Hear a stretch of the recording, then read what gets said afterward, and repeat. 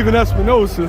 How's it going, man? Good, brother. How are you? I'm chilling. What's your thoughts on the fight? Majority decision went Magsayo's way. Well, look, the fact that it was as close as it was, given that Gary lost use of one arm in round 2, round 3, whatever it was, I think it's a testament to the kind of skills Gary has. You know, I think it was a close fight. A lot of the rounds were real tough to score. I'm not going to criticize the result. I mean, I think it could have been 7-5 either way. Yeah. But the fact is, you know, Gary, you know, under those conditions, to even make it a competitive fight against a guy who's a lot bigger, younger, you know, in a lot more power, says everything you need to know about Gary Russell's skills. Do you think inactivity played a role outside of the injury? You know, very possibly, but you know, somehow Gary, you know, maybe because he's always in the gym, you know, he's always in there with his brothers. Inactivity has never affected him before. Now, he's never had a 2-year layoff before, so maybe that had something to do with it. But actually, the Gary that I saw wasn't that rusty.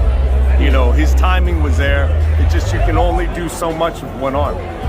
Can we expect an immediate rematch? Well, I mean, the real question is, you know, what's it going to take for Gary to get to 100%? You know, if it's 3 or 4 months, you know, that's one thing. If it's 8, 9, 12 months, that's something different.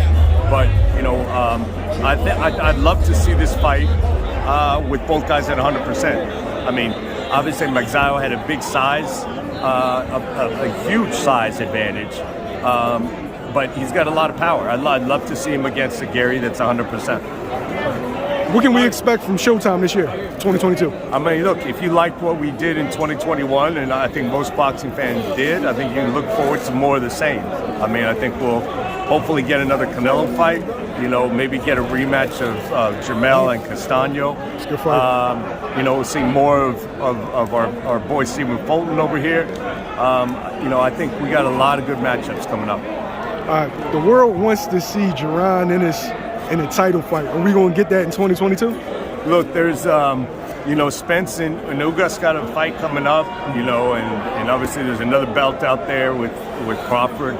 You know, I don't know that there's an immediate title opportunity, but I think, you know, the next best thing is what we're looking for, is to put him in a #1 contender in a mandatory slot, position him to be in that title fight in the next fight or two. Is that likely to be the WBC or IBF?